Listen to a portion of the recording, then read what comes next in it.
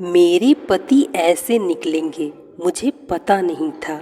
मेरी शादी को 1 महीना हो गया, लेकिन अभी तक मैं अपने पति को ना देख सकी, क्योंकि वह रात को जब आते तो लाइट ऑफ करके कमरे में आते हैं और सुबह मेरे उठने से पहले घर से निकल जाते हैं। मुझे बड़ा अजीब लगता। सास से पूछती तो वो मुझसे नज़रें नहीं मिला पाती। और सच जानने के लिए एक दिन मैंने अपनी जगह नौकरानी को सुला दिया और खुद कमरे में छुप गई। जब लाइट जलाई तो मेरी चीखें निकल गईं। मेरे साथ इतना बड़ा धोखा। आज मैं दुल्हन बनी बैठी थी अपने रूम और मुझे आए बहुत वक्त हो गया था, लेकिन अभी तक मेरे पति का कहीं अता पता नहीं था। अचानक से आने वाली नींद के झोंकों ने मेरी बंद आँखों को खोलने पर मजबूर किया था। मैं पिछले कई घंटों से अपने कमरे में बैठी अपने पति का इंतज़ार कर रही थी। अब तो बैठ बैठ कर मेरी कमर में भी दर्द शुरू हो चुका था। जब यूं ही जमाई लेते हुए घड़ी की तरफ नज़र दौड़ाई तो रात के 2 बज रहे थे। मेरे तो होश उड़ गए थे। आज तो मेरी सुहाग रात थी, मेरी पहली रात, जिस रात पति पत्नी एक दूसरे से कई वादे करते हैं और उम्र भर साथ निभाने की कस्में खाते हैं। मैंने अभी तक अपने पति को नहीं देखा था। कुछ हमारे ख़ानदान में रस्में भी थी। शादी से पहले लड़का और लड़की की फ़ोटो भी नहीं दिखाई जाती थी। बस छोटी बहन से सुना था कि मेरा दूल्हा बड़ा ही प्यारा है। खुद ही दिल में सपने बुनने लगी थी। इस रात का इंतज़ार तो न जाने मुझे कब से था। और मुझे जब लाकर इस कमरे में बिठाया गया तो मैं बहुत डरी सहमी सी थी। मगर इतने घंटे बैठने के बाद न सिर्फ मेरी कमर दर्द कर रही थी, बल्कि जमाई ले लेकर मेरे सारे सपने और ख्वाहिश भी खत्म हो चुका था। एक बार तो सोचा कि उठ के बाहर जाऊं और जाकर देखूं कि आखिर मेरा पति कहाँ है, मगर फिर बाहर जाना मुनासिब नहीं था लगा। जब नींद में बहने लगी तो यूं ही बैठे बैठे बेड के क्राउन से टेक लगाकर सो गई। अब और इंतज़ार करना मेरे लिए मुश्किल था कि तभी दरवाजे का लॉक खुलने की आवाज़ आई। मैं हड़बड़ा कर आँखें खोल कर देखने लगी, मगर कमरे में तो खूब अंधेरा फैल चुका था। मैंने सहम कर कहा कि कौन है, मगर पैरों के चप्पल की आवाज़ मुझे सुनाई नहीं दी। मैं सकपका कर बोली कि सुनिए जी, क्या ये आप हैं? ये कमरे में इतना अंधेरा क्यों कर दिया? क्या लाइट चली गई है? मैंने एक ही सांस में कई सवाल कर डाले थे। तभी गला खखार कर एक मर्दाना आवाज़ गूंजी, मैं हूँ आपका पति। इतना सुनना था कि मेरे दिल की धड़कन तेज हो गई। हालांकि मैं जानती थी उस वक्त मेरे कमरे में मेरा पति ही आ सकता है। ऐसा लगता था जैसे पति की आवाज़ सुनकर मेरी सारी थकान वहीं दम तोड़ गए हों। अब मुझे शर्म आ रही थी, मगर एक बात की हैरानगी हुई थी कि आखिर पति ने कमरे में आते ही अंधेरा क्यों कर दिया था। मुझे यह बात थोड़ी अजीब लगी। अगर लाइट चली गई थी तो मोमबत्ती या टॉर्च ही कमरे में ले आते। मैं आंखें फाड़ फाड़ के देखने की कोशिश कर रही थी कि जब मुझे एक मर्दाना साया सा अपनी तरफ आते हुए नज़र आया। पति मेरे सामने आकर बैठा और कहने लगा कि माफ़ कीजिएगा, बाहर दोस्तों में गपशप लगाते हुए वक्त का पता ही नहीं चला। आप तो जानती हैं कि ऐसे मौके पर दोस्त कहाँ जान छोड़ते हैं। आप काफ़ी थक गई होंगी। मुझे लगता है आपको सोना चाहिए। बाकी बातें हम कल कर लेंगे। मेरा पति तो बात करते हुए बहुत अटक रहा था। उसके मुंह से तो हकलाते हुए शब्द भी ठीक से नहीं निकल रहे थे। इसका हरगिज़ से ये मतलब नहीं था कि उन्हें अटक अटक कर बोलने की बीमारी थी। वो तो यूँ बात कह रहे थे जैसे मुझसे शर्मा रहे हों, उन्हें मुझसे शर्म आ रही हो। मर्द होकर उनका मुझसे शर्माते हुए बात करना मुझे बहुत परेशान कर गया था। फिर याद आया कि छोटी बहन ने भी बताया था कि दीदी आपके मंगेतर बड़े शर्मीले किस्म के हैं। मैंने पति से कहा कि आपने कमरे में अंधेरा क्यों कर दिया? क्या आप मुझे देखना नहीं चाहते? जाहिर है एक औरत शादी की रात बस अपने पति के लिए ही तो सजती संवरती है ताकि उसका पति उसे देखे, उसकी तारीफ करे। मेरी बात सुनकर पति कुछ देर खामोश रहा और फिर कहने लगा कि मैंने तो आपको जी भर के देख लिया था जब आपको मेरे पास लाकर बिठाया गया। आप बहुत खूबसूरत हैं और हमारे यहाँ एक रस्म है, मुझ पर किसी ने जादू करवाई थी ताकि मेरी शादी ना हो सके। इसलिए पंडित जी ने बताया कि तुम्हें कुछ दिन तक रात को अंधेरे में पत्नी के पास जाना है। मुझे ये बात बड़ा अजीब लगी थी, मगर उस वक्त मैंने इस बात को सच मान लिया क्योंकि पहली ही रात मैं किसी से बहस में नहीं पड़ना चाहती थी।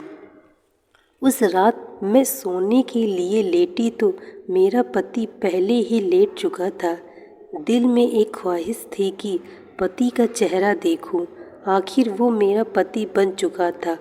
जब वह बारात लेकर हमारे यहाँ आए थे तब भी उनके चेहरे पर सेहरा बांधा गया था जिसमें फूलों की लड़ियों में मुझे उनका चेहरा दिखाई नहीं दिया था।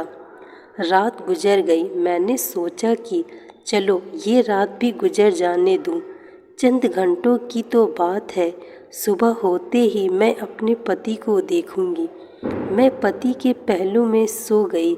सुबह जब मेरी आँख खुली तो मैंने मुस्कुराकर बेड के दूसरे तरफ देखा।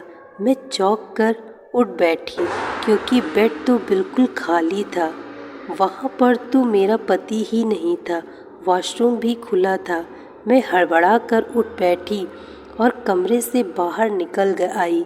बाहर आकर देखा तो मेरी सास परेशान सी बैठी थी। मुझे देखकर उनके चेहरे पर फ़ौरन मुस्कुराहट छा गई, मगर उन्होंने कुछ पढ़ते हुए मुझे इशारों से अपने पास आने को कहा। मैं उनके पास गई और साथ साथ आसपास अपने पति को भी देख रही थी कि वह कहाँ चले गए। मैं सास के पास गई तो उन्होंने फ़ौरन मुझ पर फूंक मार दी। शायद वो कुछ पढ़ रही थी और वह मेरे लिए ही पढ़ रही थी जो उन्होंने मुझ पर पढ़कर फूंका था। यह देखकर मुझे पति की बात याद आने लगी। शायद ये मेरे और मेरे पति के लिए ही था। लगता था सचमुच में उन पर कोई जादू हुआ है। तभी तो सास भी मुझ पर कुछ पढ़ के फूंक रही थी। मैंने उनके पास बैठते ही सवाल किया कि वो कहाँ हैं। मुझे तो कहीं कमरे में नज़र नहीं आए। तो सास दूसरी तरफ देखते हुए कहने लगी, बेटा वो काम पर जा चुका है। मैंने घड़ी की तरफ देखा तो सुबह के 8 बज रहे थे और ऑफिस का वक्त 10 बजे से शुरू होता है। फिर 8 बजे वह कैसे चले गए? सास मेरी नज़रों को देखकर सवाल समझ चुकी थी और कहने लगी कि बेटा उसके काम का कोई पता नहीं। वो अपने दोस्त के साथ मिलकर कारोबार करता है और दिल जब चाहे तभी घर से चला जाता है। तुम नाश्ता कर लो। मुझे यह बात बड़ी अजीब लगी। मेरा दिल चाहा सास से पूछूं क्या पति की शादी में मर्जी नहीं थी। ना ही रात को उन्होंने मुझसे कोई बात की थी और ना ही वो चेहरा दिखाए। कैसे चले गए भला? कोई अपनी शादी के अगले दिन भी काम पर जाता है? मैं इसी सोच में गुम थी कि सामने वाले कमरे से एक लड़का निकला। मैंने उठकर देखा और जल्दी से अपना दुपट्टा सर पर ले लिया। मेरी सास मुस्कुराकर कहने लगी कि बेटी ये तुम्हारा देवर है। मैंने सरसरी सी नज़र दौड़ाकर उसको नमस्ते किया तो वो आंखों से ही जवाब देकर वहाँ से बाहर चले गए और सारा दिन भी यूं ही गुजर गया। मैंने नोट किया था कि मेरी सास काफ़ी परेशान दिखाई दे रही हैं, जबकि वो तो मिजाज की बहुत अच्छी औरत थी। हमारा रिश्ता होने के बाद वह कई बार हमारे घर आई थी। मैंने उनके चेहरे पर कभी उदासी देखी ही नहीं थी और बहुत खुश मिजाज थी। मुझसे बहुत प्यार से मिलती थी। मैं तो बहुत खुश थी कि चलो सास बहू में खूब जमेगी, मगर अब तो वो मुझसे बात भी गोया ख्यालों में डूबी हुई करती थी। मैं जब बुलाती तो ख्यालों में निकलकर मेरी तरफ देखने लगती। इस घर में मेरे पति सास के अलावा एक मेरा देवर भी था। हम 4 लोग ही यहाँ पर रहते थे। मैं शाम में अपने पति के आने की राह देख रही थी। बिल्कुल नई नवेली दुल्हन की तरह सज संवच कर बैठी हुई थी, मगर तभी दरवाजे पर दस्तक हुई। मैंने फ़ौरन मुस्कुराकर दरवाज़ा खोला तो सामने मेरा देवर अंकित खड़ा था। वो मुझे यूं खड़ा देखकर हड़बड़ाते हुए नज़रें चुरा लिया। मैंने भी उससे नमस्ते किया और वापस अंदर आ गई। बहुत रात हो चुकी थी। बार बार मेरी नज़रें घड़ी पर जा रही थी। न जाने मेरा पति कहाँ रह गया था। सास ने ज़बरदस्ती खाना भी खिला दिया। देवर भी वहीं खाना खा रहा था। मुझे महसूस हुआ कि जैसे वो मुझे चोरी चोरी देख रहा है। मैंने जब उसके तरफ देखा तो वह बौखलाकर नज़र ही बदल दिया और फिर आधा खाना छोड़कर घर से चला गया। मेरे दिमाग में बहुत ख्याल आ रहे थे। मैं यूं ही बैठी सोच रही थी कि आखिर वजह क्या थी। दिल घबराने लगा तो बालकनी में खड़ी होकर रोने लगी। आंखों से आंसू बह रहे थे। शायद मैं उनको पसंद नहीं आई थी। वो मुझसे नफ़रत करते थे या फिर उनके दिल में कोई और था। मैं अभी यूं ही खड़ी रो रही थी कि तभी कमरे में खूब अंधेरा फैल गया। हल्की रोशनी बालकनी के बल्ब की थी, जिसे मैंने यूं ही जलता छोड़ा और फिर कमरे में चली आई। मेरे पति विनायक दूसरी तरफ मुंह किए बैठे थे। मैं आज हर बात क्लियर करना चाहती थी, इसलिए बिना कुछ कहे पति के पास जाकर बैठ गई। मेरा कंधा पति के कंधे के साथ लग गया तो वह फ़ौरन मुझसे इतना दूर हुए कि उनका कंधा दोबारा मेरे कंधे के साथ न लग सके। मैं पति से हर बात क्लियर करना चाहती थी कि आखिर वो मेरे साथ ऐसा क्यों कर रहे हैं। मैंने एक बार फिर पति के तरफ देखा और डरते डरते पति का हाथ थाम लिया। मेरी हाथ महसूस करते कि फ़ौरन विनायक ने अपना हाथ छुड़वाया और उठ खड़े हुए। दूसरी तरफ मुंह मोड़ के कहने लगे कि जो भी बात करनी है जल्दी करें। मैं बहुत थका हुआ हूँ, मुझे नींद आ रही है। पति की बातें मेरी आंखों में आंसू ले आया था। मैं बोली कि क्या आप किसी और को पसंद करते हैं? अगर ऐसी कोई बात थी तो आपने मुझसे शादी क्यों की? पति फ़ौरन गला खंखार कर बोलने कि मैं किसी और को पसंद नहीं करता, बस मेरी एक मजबूरी है। ना ही मैं आपको अपना चेहरा दिखा सकता हूँ और ना ही मेरे पास वक्त है जो आपके पास बैठकर मोहब्बत भरी बातें करूँ। मुझे भी गुस्सा आ रहा था। आखिर ये कौन सी मजबूरी थी कि मेरा पति मुझसे दूर भाग रहा और मैं उसके पास आने की कोशिश करती रहूँ। उस दिन के बाद कई दिन यूं ही गुजर गए और सारी रात में यूं ही गहरी नींद सोती कि मेरी आँख फिर सुबह ही जाकर खुला करती थी। सारा दिन पति घर से बाहर रहता था और दूसरी तरफ मुझे ना जाने क्यों ये महसूस होने लगा कि जैसे मैं किसी की नज़रों में हूँ। लेकिन जब मैं इधर उधर देखती तो कोई नज़र नहीं आता था। एक बार मैं शाम की चाय बनाकर अपनी सास के कमरे में जाने लगी तो उनकी आवाज़ सुनकर वहीं रुक गई। वो शायद किसी से फ़ोन पर बात कर रही थी। बार बार वो एक ही शब्द दोहरा रही थी। पता नहीं कौन था, लेकिन मेरी सास उसकी विनती कर रही थी। न जाने मेरी सास को कौन ब्लैकमेल कर रहा था। मैंने जब उनके कमरे का दरवाज़ा खटखटाया और कमरे में दाखिल हुई तो वो फ़ोन बंद करके अपने आंसू पोंछने लगी। मैंने उनके रोने की वजह पूछी तो वो कहने लगी कि उनका भाई है, उनसे नाराज़ है, कई साल हो गए, उनसे सीधे मुंह बात ही नहीं कर रहा, ना ही कभी उनसे मिलने आता है। वो उसकी फ़ोन पर रो रो के विनती करती हैं। मेरा दिल अपनी सास की बात सुनकर उदास हुआ था, मगर उसके बाद जो सच्चाई मेरे सामने आई, मैं दंग रह गई। चंद दिन बाद ही सास की बहन उनसे मिलने आ गई। मुझसे भी बड़े प्यार से मिली, खाना भी हमारे साथ खाया। मैंने ये महसूस किया था कि सास और देवर दोनों को खाना खाना नागवार सा लग रहा था। मेरा देवर तो खाना खाते ही अपने कमरे में चला गया और जब देवर की ये तेवर मौसी ने देखी तो वो मेरी सास से कहने लगी, तुमने अंकित का रिश्ता बचपन से ही मेरी बेटी से तय किया था। अब तुम मुझे बताओ कि कब तक मेरी बेटी को बहू बना कर लाओगी। मेरी सास अपनी बहन को टाल मटोल कर रही थी। मुझे यह महसूस हुआ कि जैसे वो अंकित की शादी अपनी बहन की बेटी से करना ही नहीं चाहती। अगले दिन मेरी सास अभी सो ही रही थी।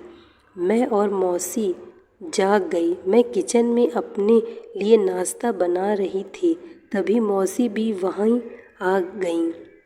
मुझसे कहने लगी कि मैं उनके लिए भी नाश्ता बना दूं। मैंने उनके लिए भी नाश्ता बनाया और हम एक साथ नाश्ता करने लगे। मौसी मुझसे कहने लगी, विनायक नज़र नहीं आ रहा, क्या अब तक सोया पड़ा है? कल से मैं आई हूँ, उस लड़के को मिलने की भी इच्छा नहीं हुई। मैंने कहा, वो सुबह सवेरे ही काम पर चले जाते हैं। कहने लगी, चलो सुबह चला ज़्यादा है तो रात को वापस कब आता है? मैंने कहा, वो बहुत देर से आते हैं। मेरी बात पर मौसी खामोश हो गई थी, फिर अपनी चाय पीने लगी। मुझे एकदम से अपनी सास की भाई का ख्याल आया तो मैंने भी जिक्र कर लिया। मैंने कहा, आपके भाई साहब किस बात पर इतना ज़्यादा नाराज़ हैं कि रोज़ मेरी सास उनसे विनती करती है, लेकिन वो हैं अपनी बहन पर ज़रा भी तरस नहीं खाते। मेरी बात सुनकर मौसी हैरत में पड़ गईं। कहीं कौन सा भाई, हमारा तो कोई भाई ही नहीं है, हम बस दो बहनें ही हैं। यह बात सुनकर मैं दंग रह गई थी। अगर मेरी सास का कोई भाई नहीं था तो वो रो रो कर किससे विनती करती थी कि वो वापस आ जाएं, एक बार उनसे मिल लें। मौसी भी ना उम्मीद हो गई थी और मेरी सास कहने लगी कि अंकित उनकी लड़की से शादी नहीं करना चाहता था। मैंने कहा, क्यों? तो वो कहने लगी, उसकी मर्जी नहीं है। मैंने कहा, अगर मर्जी नहीं थी तो इतने साल से क्यों बात जोड़े रखी, पहले इनकार कर देता। मेरी सास कहने लगी कि यही बात मैंने अंकित से भी कही है। मैं अपने दोनों बेटों के हाथों बहुत दुखी हो चुकी हूँ, दोनों ही मर्जी के मालिक हैं। ये कहकर वो रोने लगी और मैं उन्हें तसल्ली देने लगी। तंग तो मैं भी अपने पति से आ चुकी थी, इसलिए मैंने सोचा कि शायद मैं उनके सामने हूँ, इसलिए उन्हें मेरी एहसास नहीं है। क्यों नहीं कुछ दिन के लिए मैं अपने मायके चली जाऊँ, ताकि उन्हें मेरी कदर हो। इसलिए एक दिन जब दिल बहुत ज़्यादा बेचैन हुआ तो अपनी सास से पूछी और चली गई और सोचा अपनी माँ से भी तो जाकर पूछूं कैसे मर्द से मेरी शादी करवाई है, जिसने अभी तक अपना चेहरा अपनी पत्नी को ही नहीं दिखाया। मैं तो जानती ही नहीं थी कि वहाँ पहुँचकर मुझे कैसा धक्का लगने वाला है। जब मायके पर पहुँची तो तभी एक दिन एक कोरियर आया। वो हमारे घर के बाहर था।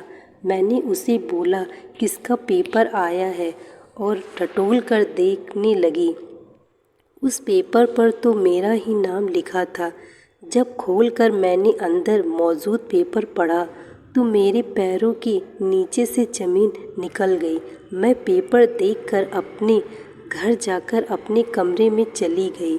मेरे दिमाग से सोचने समझने की क्षमता सब कुछ खत्म हो चुकी थी। मेरे साथ कौन सा खेल शादी के नाम पर खेला जा रहा था। जो पेपर मेरे हाथ में थे वो देखकर जो हकीकत मुझ पर खुली थी, मैं चकरा कर रह गई। पूरे दिन मैं अपने घर पर ही बैठी रही।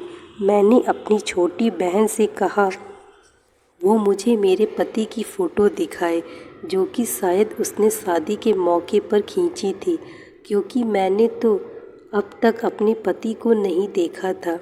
मेरी बहन ने मुझे एक फ़ोटो दिखाई जो खाना खाते वक्त ली गई थी। वो बहुत अच्छा और नौजवान लड़का था। मैं कोई भी बात अपने मायके से नहीं बताना चाहती थी। मैं कुछ दिन बाद ही वापस ससुराल चली गई। मुझे सच्चाई को सामने लाना था। रात को फिर से वो इंसान मेरे कमरे में आया था जो पिछले 1 महीने से मेरा पति बनकर कमरे में आता था और सुबह होते ही चला जाता था। यह कौन सा था जो मेरे जज्बात के साथ खेल रहा था।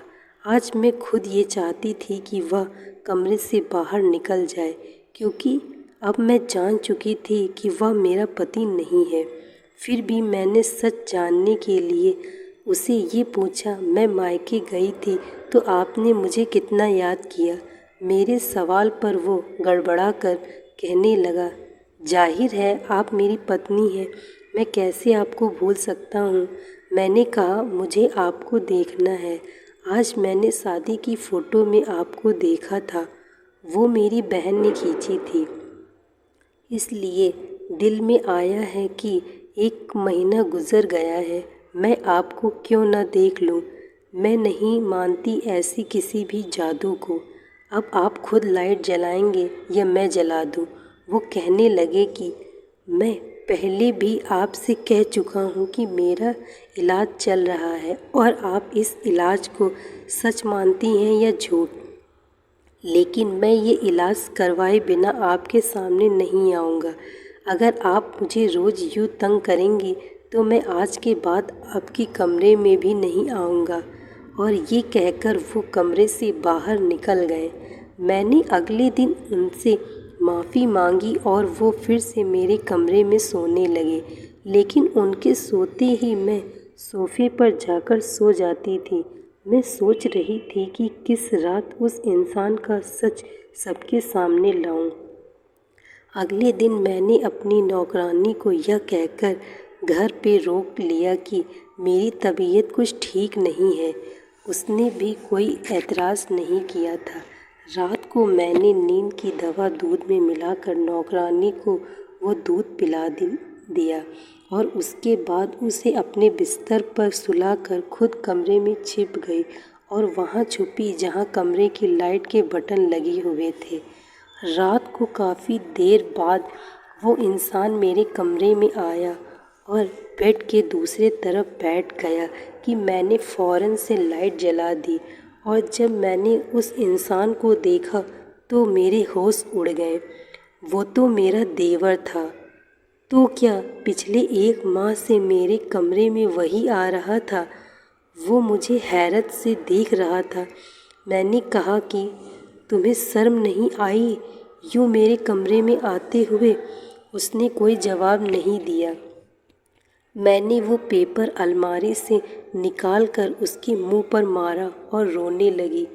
वो पेपर डिवोर्स के पेपर थे, जिसमें खत भी मौजूद था जिस पर लिखा था कि मैं किसी और से शादी करना चाहता था, लेकिन मेरी माँ ने ज़बरदस्ती मेरा रिश्ता तुमसे तय कर दिया और मेरे लाख मना करने के बाद भी मेरा तुमसे विवाह करवा दिया।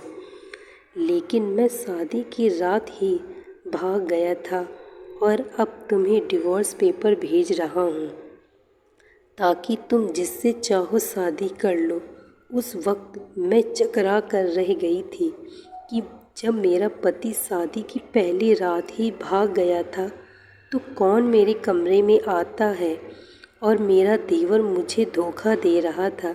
मैंने उसका कॉलर पकड़कर उसे झकझोर के रख दिया कि उसने मेरे साथ ऐसा क्यों किया। वो कहने लगा, मैंने आज तक आपके साथ ऐसा कुछ नहीं किया कि आपको या मुझे शर्मिंदगी उठानी पड़े। मैंने जो कुछ किया अपनी माँ के कहने पर किया है, क्योंकि विनायक भाई शादी की रात ही भाग गए थे।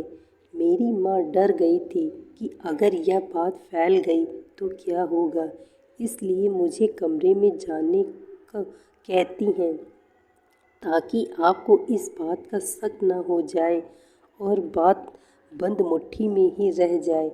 लेकिन मैंने आपके साथ कुछ भी गलत नहीं किया। मैंने कहा, मैं यहाँ सिर्फ सच जानने आई थी। तुम्हारा भाई मुझे डिवोर्स दे चुका है, इसलिए मेरा इस घर से कोई रिश्ता नहीं। मैं अगली सुबह अपने मायके चली गई और सारी बात अपने घर वालों को बता दी। मगर कुछ माह बाद मेरी सास हमारे घर आ गई।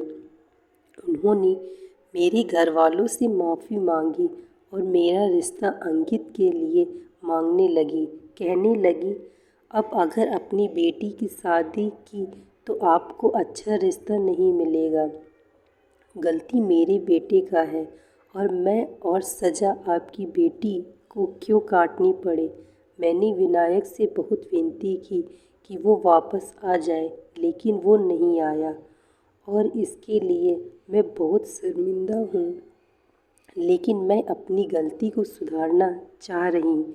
मेरी मम्मी पापा ने मेरा विवाह अंकित से करवा दिया।